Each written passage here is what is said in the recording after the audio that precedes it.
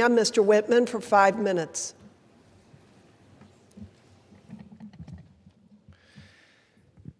Thank you, Madam Speaker. I rise today to highlight the importance of critical minerals. They're the backbone of our economy, but the U.S. has ceded supply chain dominance to our primary adversary, China. In recent decades, China has overtaken the United States and our allies in production, processing, and smelting of critical minerals. Take rare earth elements, for example.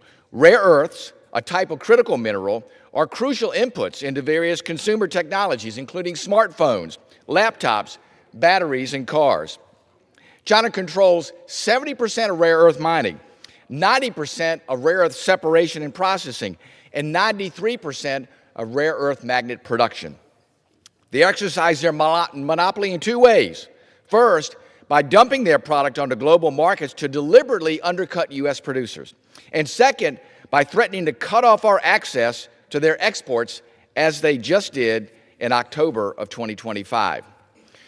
We have outsourced our supply chains to them, allowing them to engage in unfair trade practices that put our nation's strategic and economic security at great risk.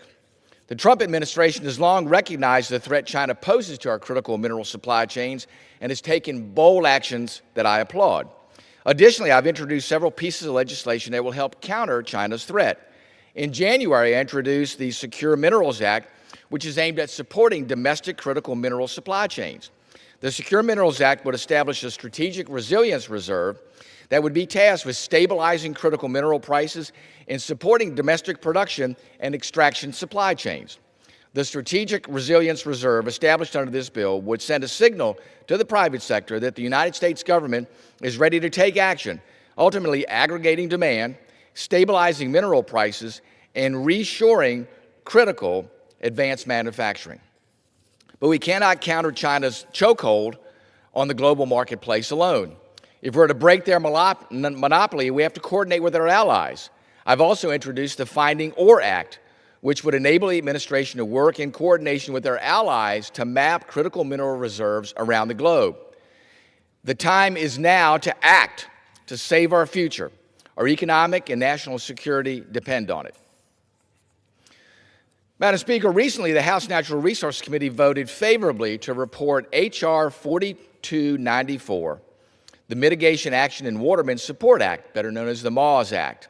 It's an effort I co-led with Congresswoman Elfreth. Having grown up on the Chesapeake Bay, I understand how important it is to protect our marine wildlife and restore the bay's ecosystem. Since their introduction, the blue catfish have become an invasive species, posing a growing threat to the biodiversity of the region's waters and inflicting severe economic damage to seafood industries that rely on the bay. This legislation aims to direct the National Oceanic and Atmospheric Administration through its existing Chesapeake Bay office to coordinate with non-federal partners to accelerate the removal of invasive blue catfish from the Chesapeake Bay watershed.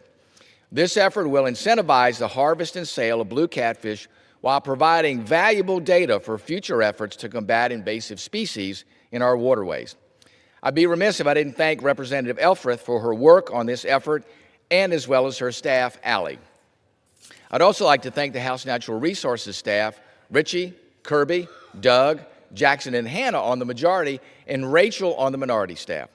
I finally would like to thank the many stakeholders who have helped in understanding the issues and supporting this legislative effort, including the National Fisheries Institute, the Pet Food Institute, the American Sport Fishing Association, among many others. I look forward to seeing the full House consideration of this important bill very soon. And with that, Madam Speaker, I yield back. The chair recognizes the gentleman from California, Mr. Min, for 5 minutes.